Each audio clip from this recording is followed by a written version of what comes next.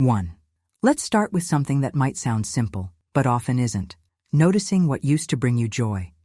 If you've reached a point where you can't recall the last time you felt truly happy about something, not just content or calm, but genuinely lit up from within, that's not just a passing phase. For many people over 60, that numbness creeps in slowly. First, your favorite breakfast doesn't taste quite the same. Then music becomes background noise. Then even family visits blur together like a quiet movie you're only half watching. And it's easy to dismiss that as just getting older. But I want to say this clearly. Feeling joy is not a luxury. It's part of your health, emotional and even physical. And when that spark disappears, when nothing stands out as good or meaningful anymore, it's a sign worth paying attention to. Not because something is wrong with you, but because there's a way back, and it often starts smaller than people expect.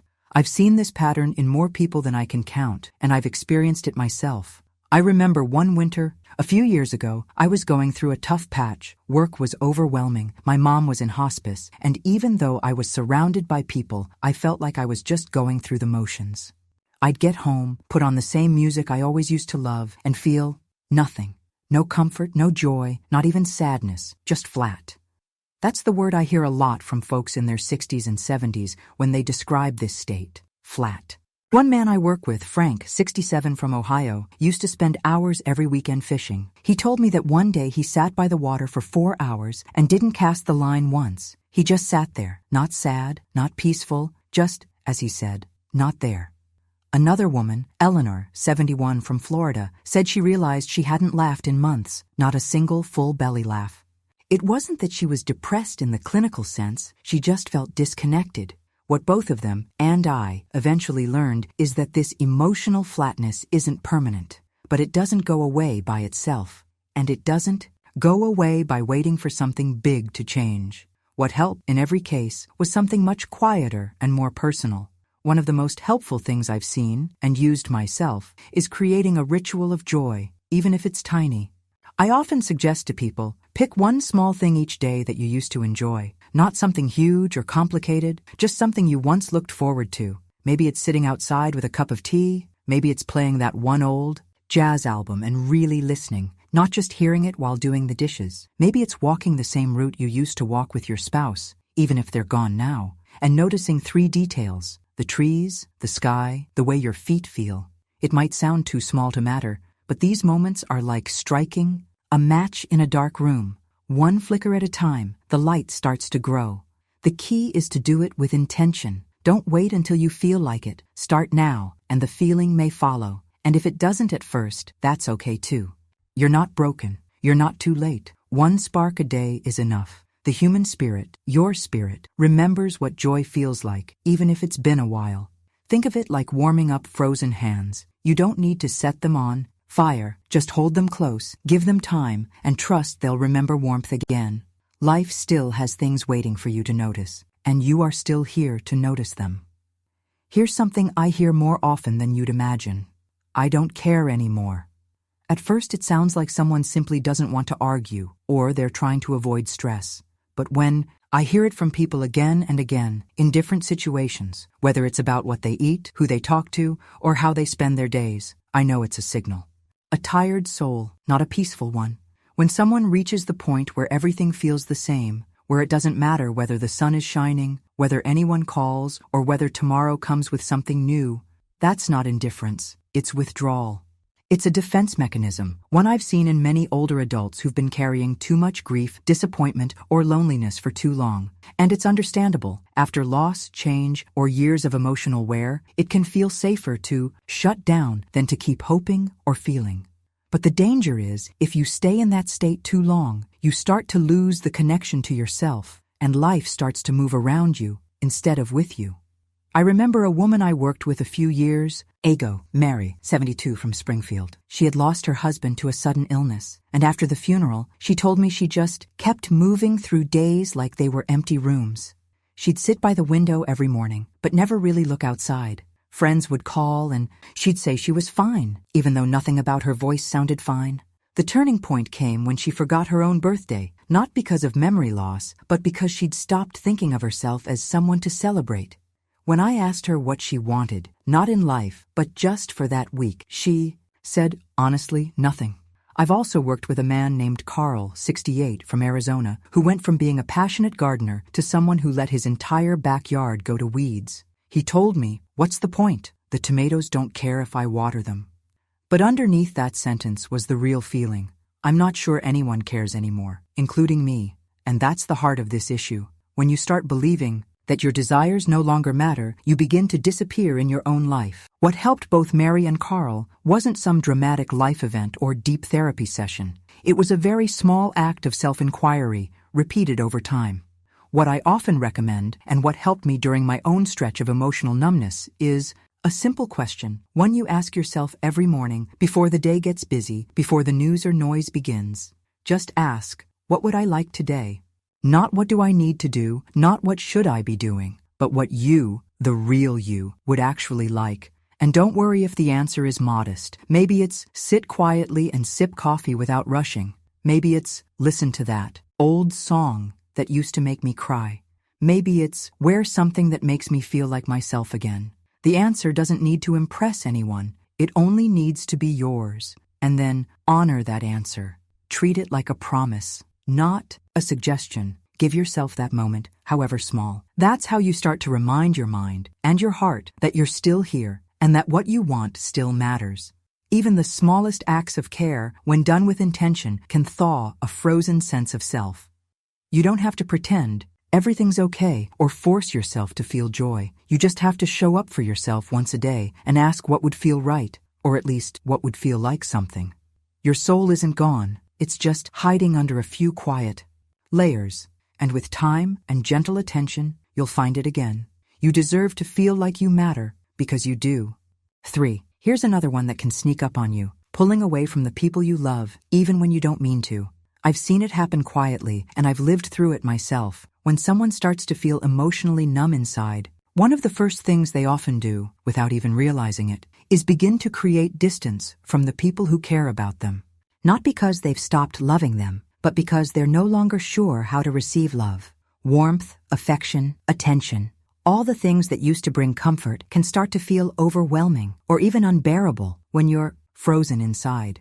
It's a kind of emotional shutdown, like your heart has turned on airplane mode, and it usually isn't a decision, it's self-protection. I want you to know this. That kind of emotional retreat doesn't mean something is wrong with who you are. It's something that happens when the nervous system and the heart have absorbed more than they know how to process. But the longer it continues, the harder it becomes to feel safe. And that safety is exactly what we all need to start thawing. I once worked with a retired man named John, 74, from upstate New York, who described this better than I ever could. He told me, I didn't mean to push people away. I just couldn't handle being asked how I was doing because I didn't know how to answer.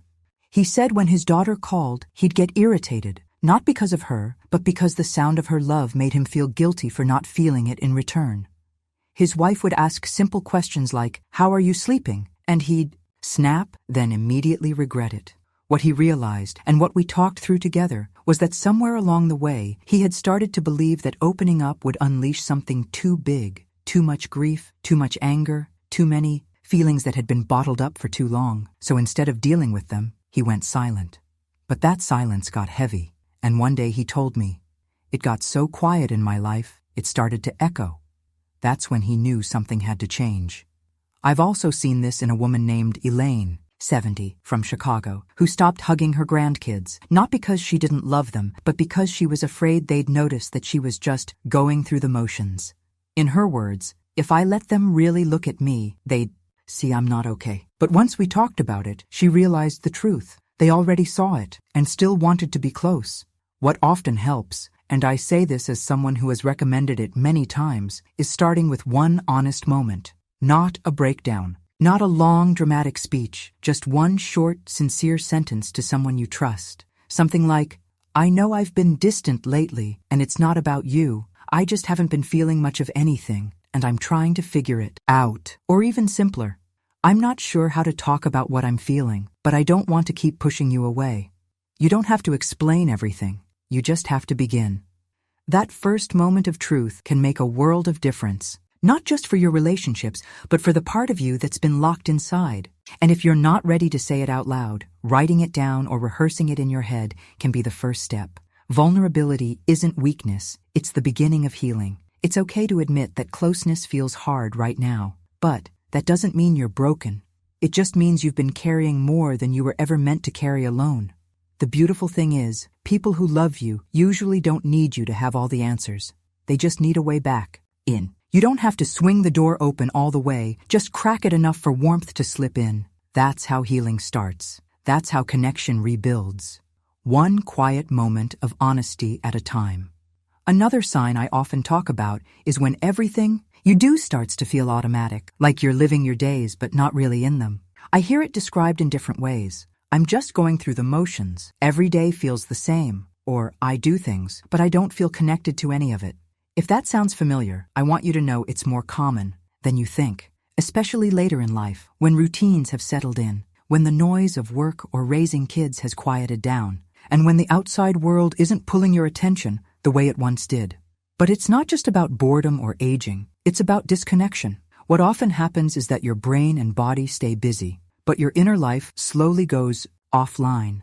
You might get dressed, cook, clean, watch the news, even talk to others. But deep down, there's a part of you that feels like an observer, like you're watching a version of your life that's muted. And the longer it goes on, the harder it is to feel like yourself. This isn't laziness, and it's not something to be ashamed of. It's what people do to keep functioning when emotions feel too dull or too far away to bother chasing. I remember Ellen, a 69-year-old woman I met during a community health workshop. She had spent most of her adult life running a household, raising 2 children, managing meals, bills, and laundry without a second thought. But after her husband's health declined and her children moved across the country, she said the silence in her home became louder than she could stand. I wake up, I do the usual, she told me. I make my bed, I drink my coffee, I wipe down the counters, and I turn on the news. But it's like I'm watching someone else do it. She described her days as a silent movie where everything moved but nothing felt real. Her friend, Janet, who had known her for over 40 years, finally said something one afternoon that stuck. You're here, but it's like you're not really here. That moment stayed with Ellen.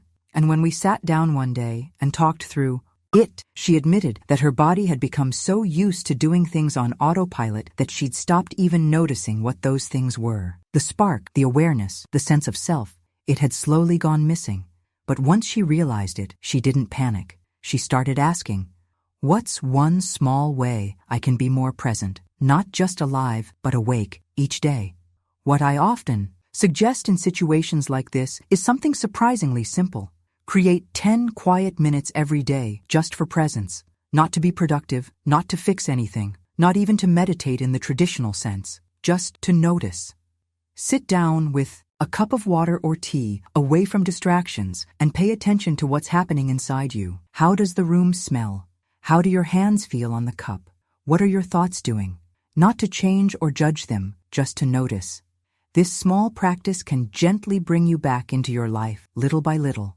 Over time, you may find that you're no longer just a passenger. You're driving again, even if only for a few minutes a day. It may seem like a small thing, but reconnecting with the present moment is one of the most powerful steps toward feeling alive again. Think of it like sitting down next to yourself after being apart for too long. No pressure, no big expectations, just presence. And from that place, even the smallest parts of your day can begin to feel like they belong to you again. You don't need to change everything, just begin to notice something. That noticing is how life starts to flow back in. You deserve to feel like you're in your own story, not just turning the pages. 5. One more quiet sign I've seen, and it's a powerful one, is when someone starts to feel like they don't know who they are anymore, outside of the roles they used to play. I can't tell you how many times I've sat with someone who said something like, I was a parent, a spouse, an employee, and now I don't know what's left. It usually doesn't come out as one big realization. It creeps in after retirement, or after the kids move away, or after a partner passes, or simply starts needing more care than they give. And suddenly, the structure you've lived in for decades shifts. The labels that made you feel useful or needed start to fade, and what's left is a quiet, sometimes scary question. Who am I now? That feeling isn't weakness, it's a sign. of emotional numbness that comes from identity loss, which is something we don't talk about enough, especially as we age. We talk about physical health, we talk about memory and mobility, but we don't always talk about how painful it is to wake up one day and realize you're not sure what brings you joy, or even who you are without your old routines and responsibilities. Remember Harold, 70 years old from Minnesota, who came to one of our support circles and said, "I was a dad, a husband, an engineer, and now I'm none of those things. My kids are busy, my wife is ill, and I'm not building anything anymore. I feel like a placeholder in my own home." He wasn't sad in the dramatic sense. He still got up, still helped around the house, still paid the bills, but he said he felt like a ghost of himself. The turning point came when his granddaughter asked him what his favorite color was, and he didn't know how to answer. He realized he hadn't thought about his own preferences in years. Around the same time, I was working with a woman named Joy, 68, from North Carolina, who had recently lost her partner of 45 years. She told me she spent weeks sitting in the living room, not knowing what to do with herself. She didn't want to go out, didn't want to talk on the phone, didn't want to start anything new. But eventually, when someone suggested she try a local beginner painting class, she said yes, mostly out of boredom. The first week, she didn't even pick up a brush. But the third week, she painted a single flower, and something in her shifted. She said, "I remembered what it was like to do something just because I wanted to, not because I had to." That moment didn't fix everything, but it opened a door. What often helps in moments like this is giving yourself permission to start fresh, not as a project and not for anyone else, but just for you. One of the simplest ways to begin is to ask yourself each morning, who am I today, outside of what I do for others? And then give yourself space to answer that, maybe through writing, maybe through trying something that's always quietly interested you but never seemed practical before. Learning to sing, baking from scratch, taking photos of your neighborhood, or even sitting with a blank journal and finishing the sentence. Today, I'm a person who... You don't have to know what you're building, just that it's for you this time. A new chapter doesn't need a perfect title on page 1. You're not lost. You're in a transition.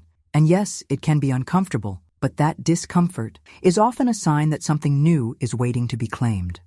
You still have a self that's not defined by your old roles, and that self is worthy of your time, your energy, and your curiosity. Think of it this way. You're not stepping into someone new. You're coming home to someone who's been there all along, waiting patiently for you to look inward. You deserve that reunion. If even one of these points resonated with you, share in the comments what you've learned. It might help someone else realize they're not alone. Subscribe and hit the bell. We'll keep sharing simple but powerful ways to support your health, confidence, and joy in life. You're stronger than you think. Life goes on when you hold it by the hand.